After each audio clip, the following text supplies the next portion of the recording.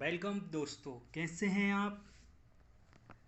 आपको पता होगा कि हमारे चैनल पे एनसीईआरटी की बुक्स को पढ़ाया जा रहा है, जो कि 6 to 12 हैं, जिसमें हम आपको लेकर आए हैं सबसे पहले ज्योग्राफ़ी।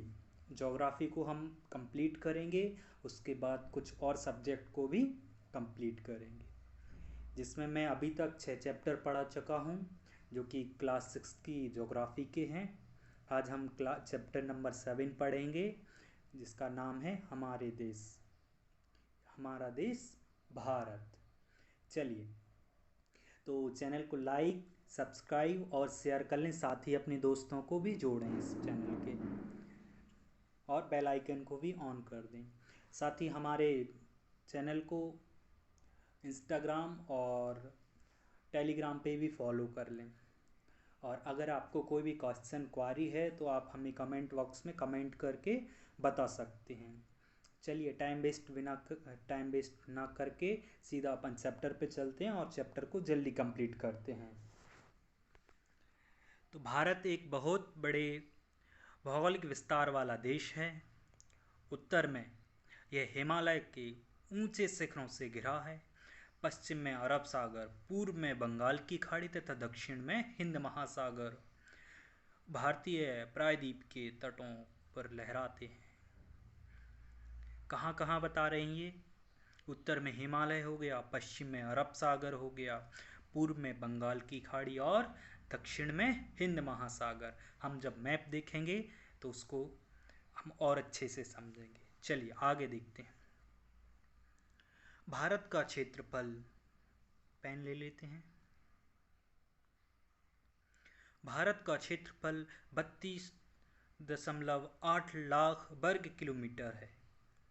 उत्तर में लद्दाख से लेकर दक्षिण में कन्याकुमारी तक इसका विस्तार 3200 किलोमीटर तथा पूर्व में अरुणाचल प्रदेश से लेकर पश्चिम में कच्छ तक इसका विस्तार 2900 किलोमीटर तक है। तो इसको आप ऐसा बना लीजिए, देखिए, एक प्लस बनाइए, प्लस। ये आपका प्लस बन गया है। ठीक, ऊपर लिखिए क्या? कन्याकुमारी। यहाँ ऊपर कन्याकुमारी लिखेंगे। इधर कन्याकुमारी के इधर क्या लिखना है आपको? सॉरी, ऊपर लद्दाख लिखेंगे, यहाँ लद्दाख, इधर कन्याकुमारी, अरुणाचल प्रदेश और कच्छ। कच्छ कहाँ? गुजरात में। ठीक, चलिए, तो आप इतना बना लें। चलो, तो ये क्या, एक माइंड मैप या उसके लिए समझने के लिए अच्छा रहेगा।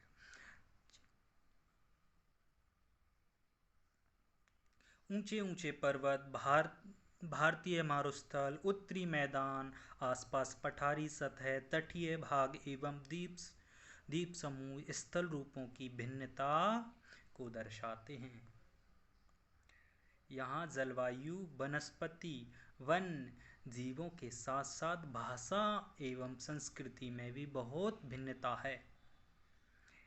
इस भिन्नता में भी हम एकता को पाते हैं, जो हमारी परंपराओं में दिखाई या दिखती है। चलिए, यही कहते हैं ना कि एकता में अनेकता हिंद की विशेषता। तो हम कितने प्रकार से अलग हैं। जोग्राफिकल एरियाज देख लो, है ना, पॉलिटिकल्स उसमें देखिए, सांस्कृतिक आधार पे देख लीजिए, खान पान के आधार पे देख लीजिए, है, रहन सहन के आधार पे देख लीजिए। हम ज़्यादातर लोग कौन से मैदानी भाग में रहते हैं, कुछ पहाड़ी भाग पे रहते हैं, कुछ पठारी इलाकों में रहते हैं, या कुछ तटीय भागों में भी रहते हैं। चलिए, हम एकता को पाते हैं जो हमारी परंपराओं में दिखती है। यही कारण है कि हम एक राष्ट्र में बंधे हैं। वर्ष 2011 से अब तक भारत की आबादी 120 करोड़ से अधिक हो चुकी है। यह चीन के बाद विश्व का दूसरा सबसे अधिक जनसंख्या वाला देश है। चलिए, इसको टिक कर लीजिए, क्या है?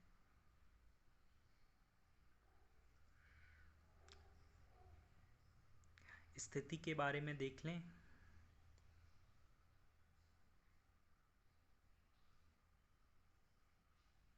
इसकी स्थिति के बारे में थोड़ा सा और पता करें। ठीक, अपन इसका क्या जो भौगोलिक दशाएं हैं, जब हमने चैप्टर नंबर 2 पढ़ा था तो उसमें क्या था, हमने लैटिट्यूड्स और लॉन्गिट्यूड्स के बारे में पढ़ा था, अक्षांश और देशांतरों के बारे में पढ़ा। तो उन्हीं को आज हम यहाँ समझते हैं और उसमें क्या देखेंगे, भारत की स्थिति कौन से किन किन अंशों पे भारत का जो चित्रण है उस पे बनाया गया है, किस पर, ग्लोब पर। चलिए, भारत उत्तरी गोलार्ध में स्थित है। मैंने उसमें पढ़ाया था कि लगभग जो जनसंख्या या महाद्वीप हैं वो कौन से गोलार्ध में स्थित हैं, उत्तरी गोलार्ध में। कर्क रेखा 23.5 अंश कहाँ पर है, उत्तर में। देश के लगभग मध्य भाग से होकर गुजरती है। कौन सी रेखा मध्य भाग से गुजरती है, ये आप लगा लें इसको।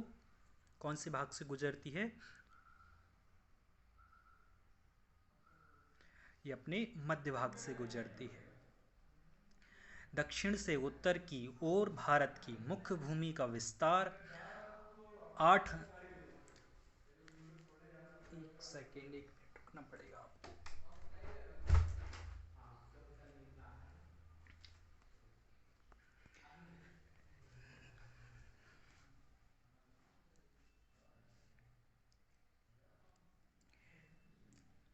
8 अंश 4 उत्तर से 37 अंश 6 उत्तर अक्षांशों के बीच है। कहाँ का अगर देखे जाए तो कौन सा विस्तार देखना पड़ेगा आपको, उत्तर उत्तर उत्तर में कहाँ से, 8 से 8 अंश 4 से लेके 37 अंश 6 तक आप कहाँ जाना है, आपको उत्तर में ही चलना है। ठीक, इसके बाद ठीक उत्तर का हो गया। अब अपन पश्चिम का देख लें। पश्चिम से कहाँ, पूर्व तक भारत का विस्तार कितना है, 68 अंश 7 पूर्व से तथा 97 अंश 25 पूर्व देशांतरों के बीच है। अगर हम विश्व को पूर्वी एवं पश्चिमी गोलार्ध में तो बांटते हैं तो भारत की स्थिति किस गोलार्ध में होगी। देखिए, जब अगर ग्लोब को अगर ये देखिए, मान लीजिए ये रही अपनी ग्लोब,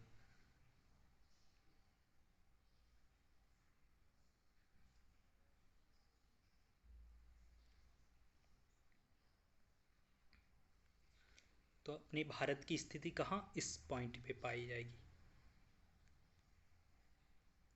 इस वाले क्षेत्र में भारत की स्थिति पाई जाएगी यहाँ। ठीक, क्योंकि ये ऊपर वाला उत्तरी गोलार्ध हो गया पूरा, ये दक्षिणी गोलार्ध, और ये इस साइड का देखेंगे ये पूर्वी हो जाएगा, ये पश्चिमी हो जाएगा। ठीक, चलो आगे देखते हैं। बहुत बड़े देशांतरीय विस्तार लगभग 29 अंश के कारण यहाँ के दो छोर पर स्थित स्थानों के स्थानीय समय में बहुत अधिक अंतर हो सकता है। इस तरह की दूरी पर स्थित दो स्थानों के बीच के समय का अंतर लगभग दो घंटे का होगा। जैसा कि आप पहले पढ़ चुके हैं, देखिए हमने जब अक्षांश और देशांतर वाला चैप्टर पढ़ा था तो उसमें इस विषय के बारे में हमने चर्चा कर ली थी कि भारत में जो टाइम जोन है 82.5 अंश, तो उसके बारे में हमने डिस्कस किया था कि अपना पूर्व में इतने एक लगभग 45 मिनट पहले दिन आ जाता है और इसी से इसके लगभग 45 मिनट लेट अपने इधर कच्छ के इधर पे दिन आता है। प्रत्येक अंश यानी एक अंश देशांतर के लिए स्थानीय समय में 4 मिनट का अंतर होता है। पश्चिम से गुजरात की अपेक्षा पूर्व के अरुणाचल प्रदेश में सूर्योदय लगभग 2 घंटे पहले होता है। आप पढ़ चुके हैं कि 82.5 अंश पूर्व देशांतर के स्थानीय समय को भारत का मानक समय क्यों माना गया है। इस मैंने आपको बताया था उस चैप्टर में। ठीक, चलो। इस यामोत्तर को भारत का मानक यामोत्तर भी कहा जाता है। ठीक, इतना समझ में आ गया। अच्छा, एक देशांतर और से दूसरे देशांतर तक अगर सूर्य की किरणों को जाना है तो कितना मिनट लगेगा? 4 मिनट। इस बात को आपको ध्यान रखना है। ठीक, चलो। भारत के पड़ोसी देश। 7 देशों की स्थलीय सीमा इसकी सीमाओं से जुड़ी है। चित्र 7.1 से इन देशों के नाम का पता लगाएं। ठीक, अपन इसको देखते हैं कैसे। स्थल से, स्थल यानी जो भूमि है, भूमि से इसकी क्या जुड़ी है?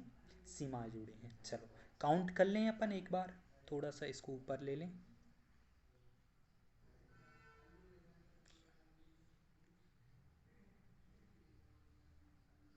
चलो इसको एक सेकेंड।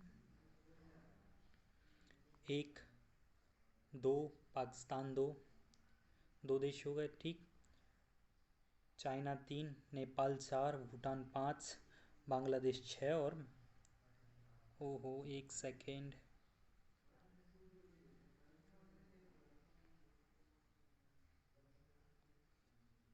और म्यांमार 7 हो गए। 7 देश। दोबारा से काउंट कर लो। अफगानिस्तान 1, पाकिस्तान 2, चीन 3, नेपाल 4, भूटान 5, बांग्लादेश 6 और म्यांमार 7। 7 देश हो गए। सातों देशों से देखिए, एक सेकंड मैं पेन ले लूँ। अफगानिस्तान अपना यहाँ थोड़ा सा जुड़ता है इस वाले सेक्टर पे।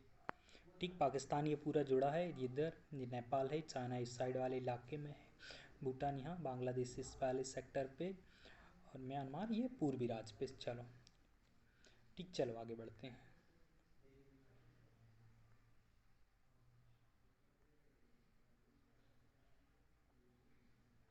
ये हमारा राजनीतिक मैप है। इसमें जो अपने राज्य हैं, इन राज्यों को ध्यान से देखिए। मे बी ये पुराना वाला है। ठीक, तो इसको आप ध्यान से, क्योंकि मे बी ये बुक अपडेट नहीं हुई है। हाँ, इसको देखना पड़ेगा। लेह लद्दाख, ओके ठीक है, नई है। ये क्या जम्मू कश्मीर आता था तो अब उसको हटा दिया। ठीक, चलो अपडेट हो गया ये। हाँ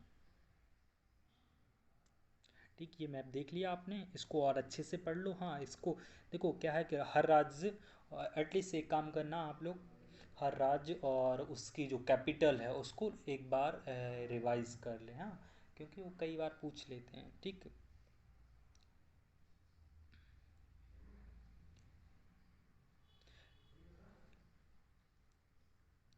चलो। इनमें से कौन कौन से देश हैं जिनकी सीमा समुद्र से नहीं जुड़ती हैं? ठीक, चलो। दक्षिण में समुद्र में स्थित 2 द्वीप श्रीलंका तथा मालदीव हमारे पड़ोसी हैं, जो पाक जल संधि भारत को श्रीलंका से अलग करती है। इस बात को ध्यान रखें। देखो मैप देख लें एक बार और। ये ऊपर गए, ये रही अपनी पाक जल संधि। ये है अपनी पाक जल संधि।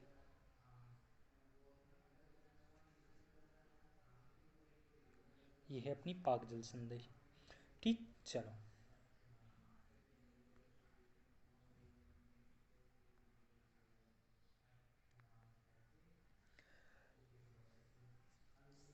भौगोलिक हो गया। इसके बाद अपन राजनैतिक देख लें। राजनीतिक एवं प्रशासनिक विभाजन। भारत एक विशाल देश है। प्रशासनिक क्रियाकलापों के लिए देश को 28 राज्य एवं 8 केंद्र शासित प्रदेशों में बांटा गया है। ठीक, अब इसको अपन 1 मिनट, मैप को मैं थोड़ा सा फास्ट पढ़ा दूँ, है ना। देखिए ऊपर देखिए हिमालय है, सबसे ऊपर वाला हिमालय, फिर उसके बाद शिवालिक। ठीक, शिवालिक की श्रेणियाँ। हाँ, चलिए इधर देख लें अपन। इधर से ये तिब्बत है अपना, तिब्बत ये वाला सेक्टर तिब्बत है। तिब्बत वाले सेक्टर से यहाँ से ये नदियाँ निकल रही हैं, ये अपनी पूरी ये वाला इलाका, ये अधिक सिंचित क्षेत्र है।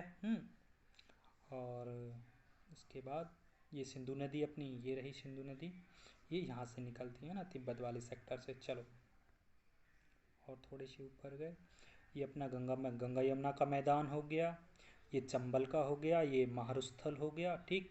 ये अरावली की श्रेणियाँ, ये सतपुड़ा मध्य प्रदेश वाला सेक्टर हो गया, ये वाला मध्य प्रदेश वाला सेक्टर, ठीक। ये पूर्वी, ये पश्चिमी घाट हो गया अपना पूरा, ये पूर्वी घाट हो गया, ठीक। ये बंगाल की खाड़ी, इधर ब्रह्मपुत्र नदी, हाँ ये खंबात की खाड़ी है ना। अरुणाचल प्रदेश अपना इधर प्रेजेंट, हाँ ठीक। इधर ये कच्छ हो गया अपना, और ऊपर अपना क्या है, लद्दाख, और नीचे सबसे नीचे कन्याकुमारी, ये यहाँ, ये नीलगिरी पर्वत है ना, ये वाला है। उदयगिरी की पर्वत कहाँ है ये बताओ, कमेंट बॉक्स में कमेंट करके बताना, ठीक। चलो ये अपना दक्कन का पठार हो गया, कहाँ, गोदावरी नदी के आसपास, ये वाला दक्कन का पठार। चलो आगे देखते हैं। दिल्ली भारत की राजधानी है, इस बात को ध्यान रखें। भारत की कैपिटल क्या है, दिल्ली। राज्यों का निर्माण मुख्यतः भाषा के आधार पर हुआ है, ठीक। बट आप जब कॉन्स्टिट्यूशन पढ़ेंगे, अभी के लिए इतना काफ़ी, जब आप कॉन्स्टिट्यूशन पढ़ेंगे तो ऐसा नहीं है, ठीक। चलो भौतिक विभाजन के बारे में बात कर लें पहले, इससे पहले अपना ये देख लें, ये इस बॉक्स में कुछ लिखा है, ये देखिए वाला,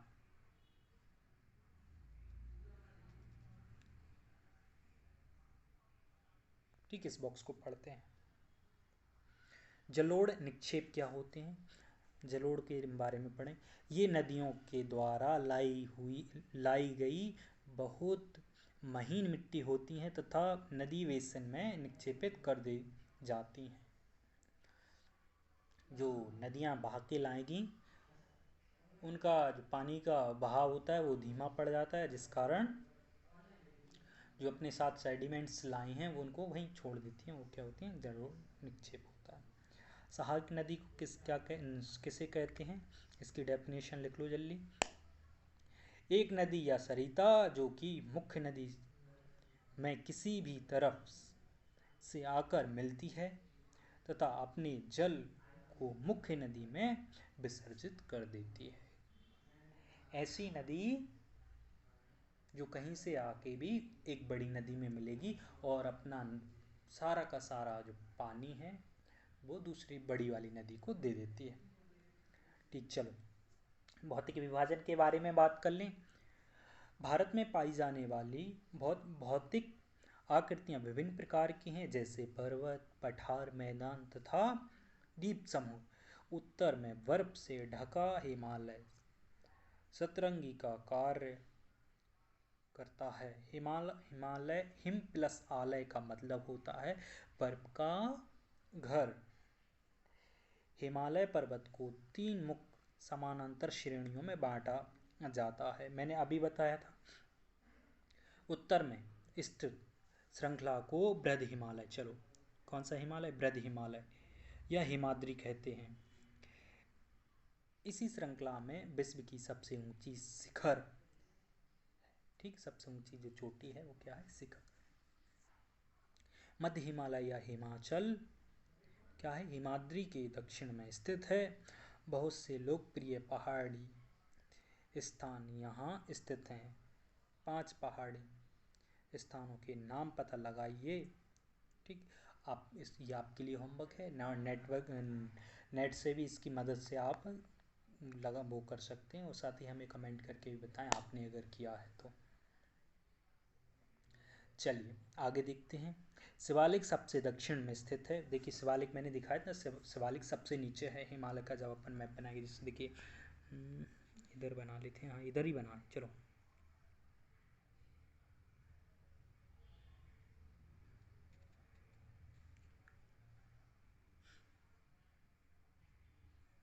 ऐसा बनाएगा तो देखिए ये अपना सबसे ऊपर वो रहेगा, कौन सा, बृहद हिमालय, फिर हिमाद्री और ये वाला शिवालिक, ठीक है, ऐसा करके। जो सबसे लास्ट में है वो शिवालिक है।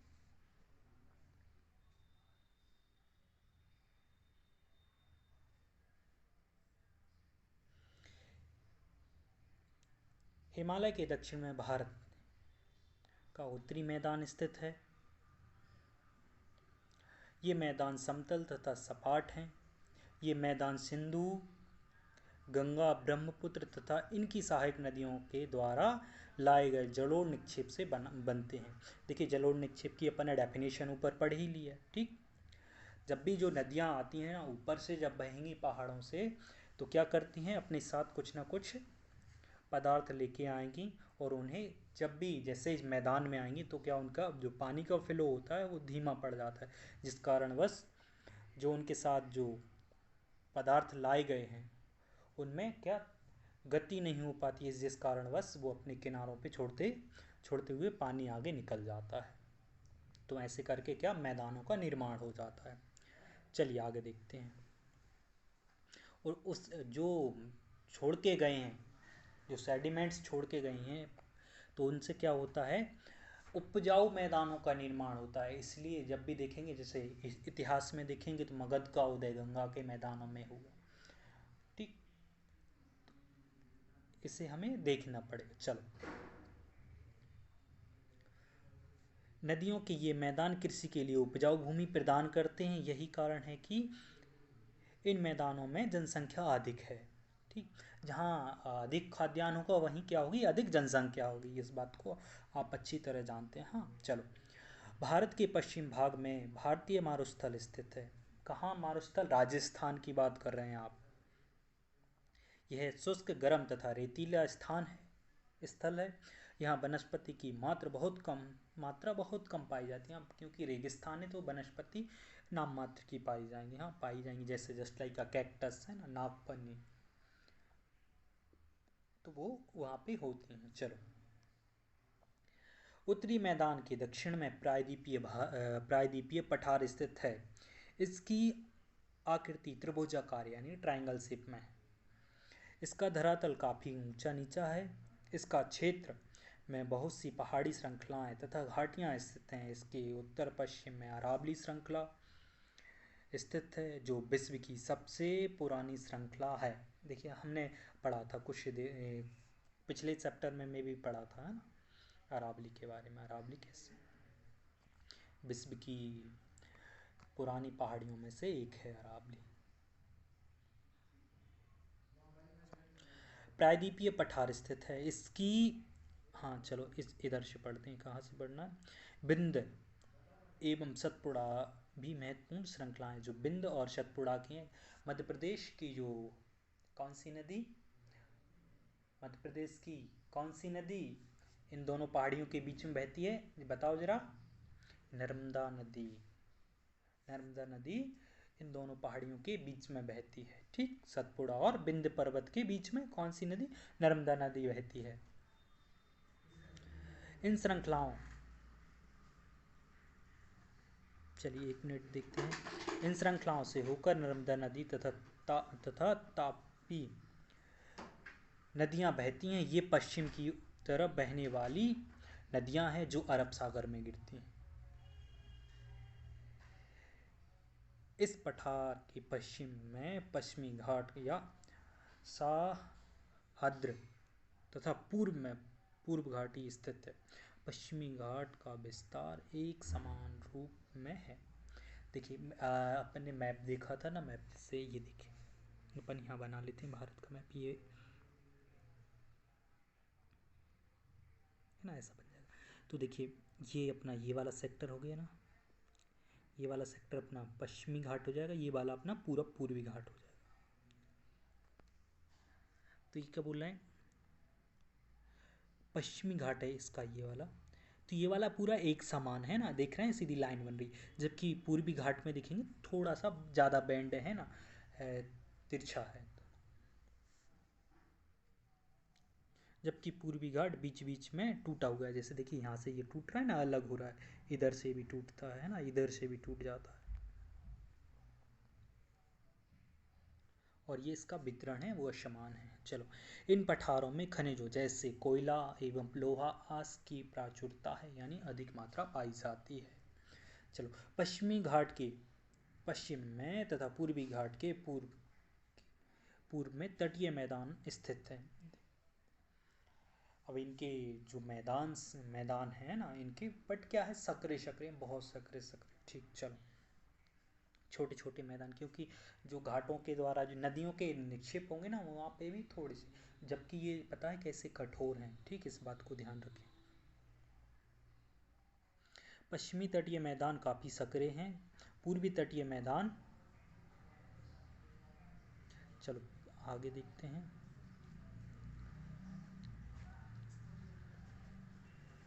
अपेक्षाकृत चौड़े हैं, यानी पूर्वी के जो मैदान हैं वो काफ़ी फैले हुए हैं। ठीक है, इसको पढ़ लो। क्या है, क्या आप जानते हैं? प्रवाल, प्रवाल क्या है? छोटे समुद्री जंतुओं के कंकाल हैं, जिसे पॉलिप कहा जाता है। जब जीवित पॉलिप मरते हैं तब उनका कंकाल बच जाता है।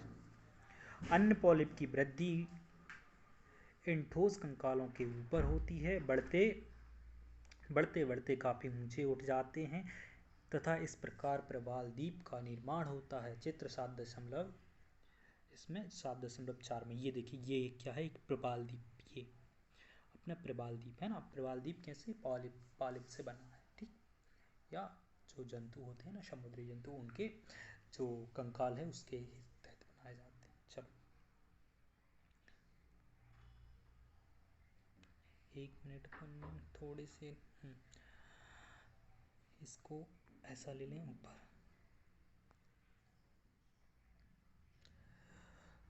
पूर्व की ओर बहने वाली कई नदियां हैं, महानदी, गोदावरी, कृष्णा तथा कावेरी। ये अपन ने कहा दक्षिण भारत में, देखिए बंगाल की खाड़ी में गिरती हैं। ये नदियां अपने मुहाने पर उपजाऊ डेल्टा का निर्माण करती हैं। बंगाल की खाड़ी में गंगा एवं ब्रह्मपुत्र नदियों के मुहाने पर सुंदरबन डेल्टा का नाम सुंदरबन क्यों पड़ा? ये आपका क्वेश्चन है, कमेंट में मुझे कमेंट करके बताओ ज़रा। ठीक, कौन कौन सी दो नदियाँ बना रही हैं? ब्रह्मपुत्र और गंगा। चलो, ये चित्र देख लीजिए, ये सुनामी आई थी, हाँ इसको पढ़ लेना, कोई भी कविता टाइप की लिखी है। ठीक, ये सन 2004 की घटना है। चलो, अगला देखते हैं।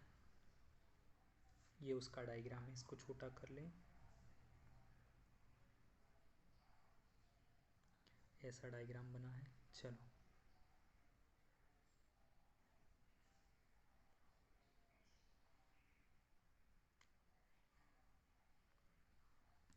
भारत में दो द्वीप समूह भी हैं। अगर भारत की बात करें तो भारत में दो द्वीप समूह हैं। लक्षद्वीप समूह अरब सागर में स्थित है। ठीक, अरब सागर कहाँ है? अच्छा, स्थिति बताना मुझे। हाँ, अरब सागर, ये केरल के तट से कुछ दूर स्थित प्रवाल द्वीप है। प्रवाल द्वीप के बारे में अभी अपन ने पढ़ लिया है ना। तो लक्षद्वीप कैसा है? प्रवाल द्वीप है। अंडमान एवं निकोबार द्वीप समूह भारत से दक्षिण पूर्व दिशा में बंगाल की खाड़ी में स्थित है। क्या आप जानते हैं कि कौन सा द्वीप समूह वर्ष 2004 में सुनामी में से प्रभावित हुआ? चलो, ये मैंने अभी आपको बताया था सुनामी के बारे में। चलो, समाचार पत्रों तथा लोगों से बातचीत के जरिए जानकारी प्राप्त कीजिए कि जब सुनामी भारतीय तट से टकराई थी तो किस प्रकार के लोगों ने अलग अलग तरीके से इन चुनौतियों का सामना किया था। सुनामी एक विशाल सागरीय तरंग है जो समुद्र तल पर भूकंप के कारण उत्पन्न होती। चलो, इसको लगा लो यहाँ, सुनामी क्या है, ये सुनामी की डेफिनेशन लिखना। सुनामी वैसे क्या होता है कि अंदर, जैसे मान लीजिए एक भूकंपीय तरंग है, जैसे अंदर कुछ हो गया पानी में। ठीक, तो जो भी तरंग निकलेंगी तो उससे क्या है, अंदर बहुत ज़ोर से एक विस्फोट टाइप का होगा, जिस कारणवश पानी बड़ी तेज़ी से ज़मीन की तरफ बढ़ता है, ठीक, जिस कारणवश अपने मार्ग में जो भी आता है उसका तबाही करता रहता है ना। सुनामी काफ़ी बहुत ऊंची ऊंची होती हैं सुनामी। चलो ठीक। लक्षद्वीप कैसा है? प्रबाल द्वीप है ना, इस बात को ध्यान रखो। चलो आगे देख लो, प्रश्न जल्दी सॉल्व कर लो। हाँ, प्रश्न तो आप ही को करना है सॉल्व, ठीक। मैं पढ़ देता हूँ, जल्दी जल्दी पढ़ देंगे, और इसके बाद अगर नहीं आता है समझ में तो बताना, तो अपन मैं देख लूँगा इसको। हाँ चलो, भारत को कितने भौगोलिक भागों में विभाजित किया जा सकता है? चलो उनके नाम लिखिए, अभी उसमें 1 2 3 करके देख लेंगे, है ना। भारत की स्थलीय सीमा 7 देशों से जुड़ती है, उनके नाम लिखिए, मैंने गिनाया था आपको। कौन सी 2 प्रमुख नदियां अरब सागर में गिनती हैं? बताया था। गंगा एवं ब्रह्मपुत्र के द्वारा बनाए गए डेल्टा का नाम बताइए, जस्ट पहले, अभी कुछ देर पहले बताया हमने। भारत में कितने राज्य तथा कितने केंद्र शासित प्रदेश हैं? चलो अभी इसको देख लो, मैप में कौन सा राजनीतिक मैप वाला देखा था आपने उसमें। चलो, उत्तरी मैदान में अधिक जनसंख्या निवास क्यों करती है? मैंने अभी बताया था, खाद्यान्न वाला। हाँ चलो, लक्षद्वीप को प्रबाल द्वीप कहा जाता है, क्यों? अपन ने वो बॉक्स देखा था, उसको बॉक्स को ऐसा कैसा लिख दो। चलो, सही गलत देख लें। हिमालय के सबसे दक्षिणी भाग को क्या कहा जाता है? दक्षिणी भाग को टिक लगाओ, जल्दी जल्दी लगाओ, बताओ जल्दी, टिक लगा के, है ना। समुद्र को अन्य किस नाम से जाना जाता है? और पाक जल संधि किन देशों के बीच स्थित है? चलो इनको ऐसा, जब उत्तर लिखो तो इनके पॉइंट लिख देना और उसके नाम लिख देना। चलो ठीक है, ये जल्दी पढ़ लो आप, पढ़ो 2 क्वेश्चन पढ़ो, फिर खालिस्तान में कराता हूँ। पढ़ लिया? चलो, खालिस्तान देख लो। भारत का क्षेत्रफल आपको पता है? लिखो जल्दी, लिखो कमेंट बॉक्स में, जल्दी लिखो। महान हिमालय खालिस्तान के नाम से जाना जाता है, इसको भी लिखो। नर्मदा नदी खालिस्तान सागर में गिरती है, कौन से सागर में गिरती है जल्दी बताइए?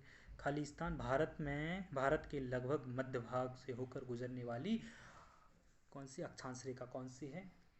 ये भी आप कमेंट बॉक्स में करो। चलो ठीक, आज के लिए बस इतना ही काफ़ी। Thank you for watching my video and like subscribe my channel and share with your friends, ठीक। चलो, थैंक यू।